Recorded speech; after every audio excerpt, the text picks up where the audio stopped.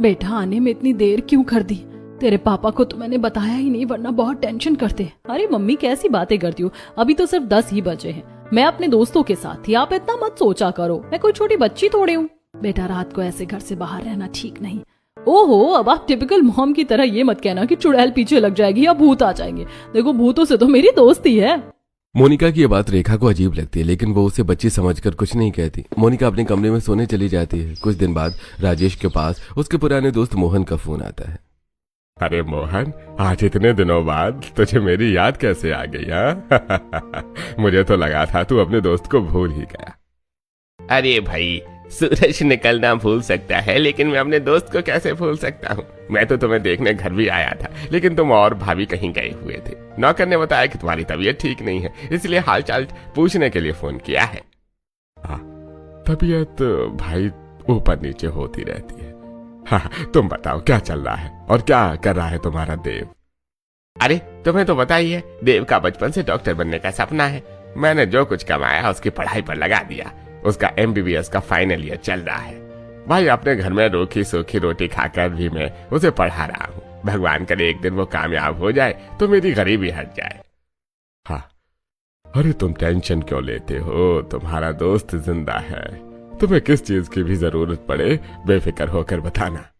दोनों दोस्त कुछ देर बातें करते हैं और फिर फोन रख देते हैं। राजेश गहरी सोच में डूब जाता है। उसे यूं चिंतित देखकर रेखा पूछती है, अरे मैं आपको ही देख रही हूँ, इतनी देर से ऐसे क्या सोच रहे हो? कुछ बात है क्या? मुझे बताइए। रेखा, मैं सोच रहा था कि मोनिका बिटिया की शादी तो हमें करनी ही है, तो क्यों ना ऐसे घर में करें जिन्हें हम पहले से जानते हो, जहां हमारी बेटी बहुत अच्छे से रहे। कहीं आप मोहन जी के बेटे देव के साथ तो नहीं सोच रहे मोनिका की शादी? हाँ बिल्कुल, तुमने सही पहचाना। देखो, देव हमारे सामने का पला बड़ा बच्चा है और मोहन की आदतों को तो तुम जानती ही हो। फिर सरला भाभी भी बहुत अच्छी है, वो मोनिका को अपनी बेटी की तरह रखेगी। अगर देव के साथ मोनिका की शादी हो जाए तो मैं आराम से मर सकता हूँ। अरे शुभ शुभ बोलो, मेरा दिल बैठ जाता है जब आप ऐसी बातें करते हो। अच्छा ठीक है, आने दो मोनिका को, मैं उससे बात करती हूँ। 1-2 दिन बीत जाते हैं। एक शाम मोनिका घर लौटती है। देख बेटा, तुझे पता ही है तेरे पापा की तबीयत ठीक नहीं रहती।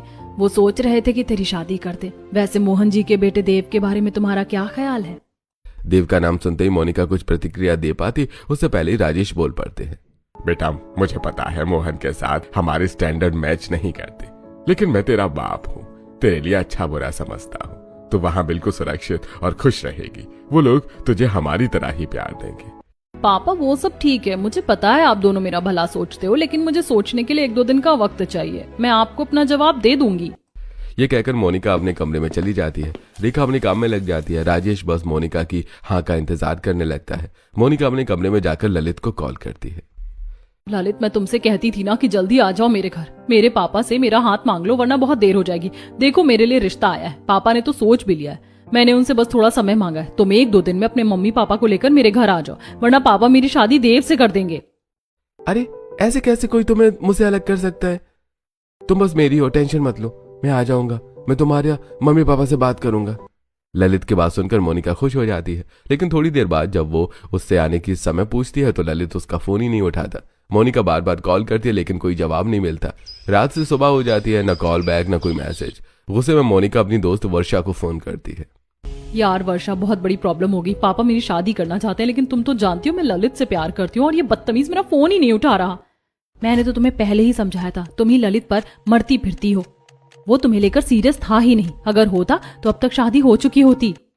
सही कह रही हो, लेकिन अब मैं क्या करूं, मुझे कुछ समझ नहीं आ रहा। करना क्या है, अपने पापा को शादी के लिए हाँ बोल दे और देव से शादी कर ले। सच में देव बहुत अच्छा लड़का है, मेरे पापा भी उसे जानते हैं, वो तुम्हें खुश रखेगा। वर्षा फोन रख देती है, लेकिन मोनिका का ध्यान सीधा अपने पुराने शौक की तरफ जाता है, जादू टोना और वशीकरण। ललित बाबू, इतनी आसानी से तो तुम मुझसे पीछा नहीं छुड़ा सकते। और हाँ, कर ही लेती हूँ मैं उस गरीब देव से शादी। अगर घर पर रहकर ललित को वश में करने की कोशिश करूंगी तो मम्मी पापा करने नहीं देंगे, और उन्हें तो मेरी शादी भी करनी है। तो देव मेरे पास एक सही ऑप्शन है। जहां एक लड़की अपनी शादी को लेकर दुखी होती है, वहीं मोनिका खुश है। उसे लग रहा है कि वो देव से शादी करके भी जादू टोना और वशीकरण के जरिए ललित को पालेगी। वो जाकर राजेश से शादी के लिए हाँ कह देती है। पापा, मुझे देव पसंद है, मुझे इस रिश्ते से कोई एतराज नहीं है। मेरी तरफ से हाँ है शादी के लिए। बेटा, तूने आज मेरी बहुत बड़ी दुविधा दूर कर दी। अब मैं मोहन से बात करता हूँ। और जल्दी से जल्दी शुभ मुहूर्त निकलवाता हूँ। राजेश मोहन को फोन करता है। मोहन राजेश की स्थिति और इस रिश्ते के पीछे की भावना समझता है और रिश्ता मंजूर कर लेता है। दूसरी तरफ ललित अपने दोस्तों के साथ बैठा है। अरे यार, पता नहीं कैसे पागल मेरे गले पड़ गई है। उससे पीछे छुड़ाना इतना मुश्किल था, यकीन नहीं करोगे, एक रात में उसने मुझे 50 कॉल किए। अरे भाई, मुझे नहीं लगता वो तुझे इतनी आसानी से छोड़ देगी, बहुत जिद्दी लड़की है। अरे उसने शादी के लिए हाँ कर दिया होगा। मुझे बताया उसके पापा की तबीयत खराब रहती है, वो ज्यादा दिन नहीं रुकेंगे। 2-4 दिन में उसकी शादी हो जाएगी, फिर मैं अपना फोन स्विच ऑन कर लूंगा। ललित को भी मोनिका की कुछ हरकतें अजीब लगती थी। उसे हमेशा से जादू टोना और वशीकरण में बहुत दिलचस्पी थी। जब उसकी ये आदतें बढ़ने लगी तो ललित उससे चिढ़ने लगा। अब वो बस उससे पीछा छुड़ाना चाहता था, लेकिन मोनिका इतनी आसानी से हार मानने वाली नहीं थी। 1-2 दिन बीत जाते हैं। मोहन और राजेश के परिवार ने अगले हफ्ते का शुभ मुहूर्त निकालकर मोनिका और देव की शादी कर देते हैं। आज देव के घर में मोनिका का गृह प्रवेश है। कितने प्यारे लग रहे हैं मेरे दोनों बच्चे साथ में, कहीं नजर ना लग जाए।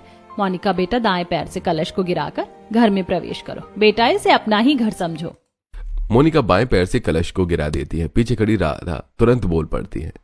अरे देवरानी जी, ये क्या कर दिया आपने? बाएं पैर से कलश गिराना बहुत बड़ा अपशगुन माना जाता है। अरे पागल, कैसी बातें करी, कुछ नहीं होता, बच्ची है, हो गई गलती, कोई बात नहीं, मैं दोबारा कलश रख देती हूँ। सरला दोबारा कलश भरकर रखती है। इस बार मोनिका उसे दाएं पैर से गिराकर घर में प्रवेश करती है, लेकिन जैसे ही राधा उसकी आरती करती है तो दिया बुझ जाता है। यह देखकर रजनी बोल उठती है। भाभी, थाली इधर कर लो, हवा चल रही है, ये दिया बुझ जाएगा। अब ये मत कहना कि दूसरा अपशगुन हो गया। राधा कुछ नहीं कहती, लेकिन उसे वो दोनों बातें बहुत अजीब लगती हैं। आखिर इस तरह दिए का बुझना भी तो अपशगुन ही माना जाता है। इसी बीच जब आलते में उसके पैरों की छाप लेने के लिए रजनी थाली आगे रखती है तो आलते का रंग लाल से बिल्कुल खून जैसा गहरा हो जाता है। ये देखकर राधा डर जाती है। ये क्या रजनी, ये तो खून है, ये आलता नहीं है। राधा को डरते देखकर रोहित उसे समझाता है। अरे राधा, तुम घबराओ मत, ये आलता ही है, क्या हो गया है तुम्हें? चलो, तुम थक गई हो शायद, आओ कमरे में आराम करो, बाकी की रस्में हम घर वाले कर लेंगे। रोहित राधा को कमरे में ले जाता है। राधा के मन में वही तीनों घटनाएं बार बार गूंजती रहती हैं। इधर सरला देव और मोनिका को उनके कमरे में छोड़ आती है। देव के छोटे से कमरे को देखकर मोनिका मनी मन सोचती है, अरे यार, इतना छोटा बेड और गद्दा भी कितनी खराब क्वालिटी का है। चलो कोई नहीं, मुझे कौन सा यहाँ उम्र भर रहना है। ललित का घर तो वैसे भी बहुत बड़ा है। मोनिका, तुम किस सोच में पड़ गई? हाँ, मुझे पता है तुम एक अमीर घर से हो। रिच लाइफस्टाइल जीने के बाद तुम्हें मेरा घर छोटा लग रहा होगा, लेकिन मैं वादा करता हूँ मैं तुम्हें बहुत सारा प्यार दूंगा, इतना प्यार दूंगा कि तुम्हें अपने अमीर घर की याद नहीं आएगी। इस तरह प्यार भरी बातें करते करते देव और मोनिका सो जाते हैं। अगली सुबह होती है। आज मोनिका की पहली रसोई है, लेकिन वो अभी तक सो रही है। तभी सरला कमरे में आती है। देव बेटा, मोनिका अभी तक उठी नहीं, इसे जगा दो, इसकी पहली रसोई करानी और फिर कुछ पड़ोसन भी इसे देखने आएंगी। ये कहकर सरला बाहर चली जाती है। देव मोनिका को जगाता है। मोनिका उठकर नहा धोकर साड़ी पहनती है और किचन में जाती है। वहां सरला और राधा पहले से काम कर रही होती हैं। मोनिका को रसोई की तरफ जाते देखकर रजनी बोलती है, आज तो भाभी की पहली रसोई है, वैसे आप क्या बनाने वाली हो? मैं तो पकौड़ा कड़ी खाऊंगी, मेरी फेवरेट है। मम्मी जी, मुझे तो खाना बनाना आता ही नहीं, मैं क्या बनाऊं? बेटा कोई बात नहीं, मैं हूं ना, मैं तुम्हें सिखा दूंगी, तुम इतना टेंशन नहीं लो। सरला और राधा मिलकर मोनिका के साथ पहली रसोई की रस्म पूरी करवाती हैं। बेटा सब हो गया है, हलवे में चीनी और पानी दोनों डाल दिए, इसे हिलाते रहना, देखना ये जले ना। लेकिन मोनिका जानबूझकर हलवे को जला देती है। ये देखकर राधा को फिर वही अपशगुन वाली बातें याद आती हैं। लेकिन घर में कोई इन बातों पर विश्वास नहीं करता, इसलिए वो चुप रहती है। थोड़ी देर में सारा खाना बन जाता है। सब लोग बैठकर खाना खाते हैं और मोनिका की तारीफ भी करते हैं। अरे लग नहीं रहा कि मोनिका बहू ने पहली बार बनाया है, सच में बहुत स्वाद है, हमारी बहू के हाथों में तो जादू है। सब लोग खाने की तारीफ करते हैं और मोनिका को नेक भी देते हैं। खाना खाने के बाद सब अपने अपने काम में लग जाते हैं। थोड़ी देर बाद सरला मोनिका से कहती है, मोनिका बेटा कुछ अच्छा सा पहन ले, देख ये साड़ी तो हल्की लग रही है, तू नई नवेली दुल्हन है, कुछ पड़ोसने तुझे देखने आएंगी, थोड़ा अच्छे से तैयार होकर आ जा। सरला तो ये बोलकर हॉल में चली जाती है। इधर मोनिका एक ब्लैक कलर की साड़ी पहनकर नीचे आती है। मोनिका को देखकर हॉल में बैठी हुई पड़ोसन सविता कहती है, हे भगवान सरला, तेरी बहू ने तो पहले दिन ही काली साड़ी पहन ली। अरे काली साड़ी तो शादी के 1 साल बाद तक भी नहीं पहनते, ये कैसा अपशगुन करा दिया तूने? बेटा तुझे पता नहीं था क्या? अरे जाने दो, बच्ची है, शहर में बड़ी हुई है, इसे इन सब बातों का नहीं पता। ये बातें कर ही रही होती है कि पीछे से देव भी आ जाता है। तभी देव कहता है, आंटी रंग से कुछ फर्क नहीं पड़ता, वैसे भी ब्लैक कलर मेरा फेवरेट है, इसलिए मोनिका ने ये साड़ी पहनी है। दिवाकर बात को संभाल लेता है। इस तरह पहले दिन ही मोनिका की ये सारी हरकतें राधा के मन में घर कर जाती हैं। ऐसे कुछ दिन बीत रहे होते हैं। मोनिका चोरी छिपे ललित को वशीकरण करने की कोशिश करती है। वो घर के एक ऐसे कमरे को चुनती है जहां लोग बहुत कम आते जाते हैं। वहां पर काला कपड़ा बिछा देती है, चारों तरफ मोमबत्तियां लगाती है और एक पुतला सा रख देती है। दरअसल मोनिका को यह जादू तोड़ना एक बाबा ने सिखाया है। बाबा ने मोनिका को यह सब करने के लिए कहा था। मोनिका ने सारी चीजें खरीद ली थी, बस अब उसे बाबा से मिलने जाना था। समझो 80% काम तो हो गया। बाबा के पास जाते ही 100% काम हो जाएगा और उसके बाद मैं और ललित हमेशा के लिए खो जाएंगे। ललित, तुम बस मेरे हो, कोई तुम्हें मुझसे अलग नहीं कर सकता। मैं आ रही हूँ तुम्हारे पास। मोनिका घर से अपने मायके जाने का बहाना लेकर बाहर निकलती है और सीधा कालू बाबा के ठिकाने पर पहुंच जाती है। बच्चा, तेरा काम बहुत जोर शोर से चल रहा है। अगर तू ऐसे ही निरंतर प्रयास करती रही तो तेरी मनोकामना जरूर पूरी होगी। बाबा, आप ललित को मेरे बस में कर दीजिए। मैंने आपकी कही हुई सारी बातें की हैं। अब इसमें कौन सी बड़ी बात है? मिला उस लड़के को फोन, वो भी तेरा फोन उठाएगा और तेरी आवाज सुनकर खिंचा चला जाएगा। फिर तू जो चाहे उससे करा लेना। मोनिका ललित को फोन लगाती है। जो लड़का 2 महीने से उसके फोन का कोई जवाब नहीं दे रहा था, वो आज एक ही रिंग में उसका फोन उठा लेता है और उसे मिलने आने के लिए भी तैयार हो जाता है। अब मोनिका और ललित कालू बाबा के ठिकाने पर बैठे होते हैं। बाबा उन पर कुछ मंत्र फूंकता है और आज ललित पूरी तरह से मोनिका के वश में हो जाता है। अब वही करता है जो मोनिका कहती है। बच्चा, तुझे अभी ललित की कोई जरूरत नहीं है। तेरे रास्ते में सबसे बड़ी रुकावट तेरे ससुराल वाले हैं। सबसे पहले उन्हें डरा, उन्हें ऐसा कर दे कि वो खुद तुझसे हाथ जोड़कर कहे कि जो करना है कर ले और हमारा पीछा छोड़ दे। बाबा की बात सुनकर मोनिका घर आ जाती है। घर आती वो रसोई में काम करती है। बेटा, तेरे मम्मी पापा कैसे? हमारी सलाम दुआ दी या नहीं? और तेरे पापा की तबीयत ठीक है ना? हाँ मम्मी जी, दोनों ठीक हैं बिल्कुल। वो लोग भी आपके बारे में पूछ रहे थे, कह रहे थे तेरी सास तो कभी आती भी नहीं है और आपके लिए साड़ी भी दी है, पापा के लिए भी कपड़े दिए। वो सारा सामान मेरी मम्मी लेकर आई थी। मोनिका अपने ससुराल वालों के सामने बहुत स्वीट बनने की कोशिश करती है, लेकिन उसके मन में तो कुछ और ही चल रहा है। मोनिका की बातें सुनकर सरला खुश हो जाती है। सभी लोग मिलकर खाना खाते हैं और रात हो जाती है। जैसे ही रात के 12 बजते हैं, मोनिका पायल पहनकर काले कपड़े पहनकर अपनी सास के कमरे में जाती है।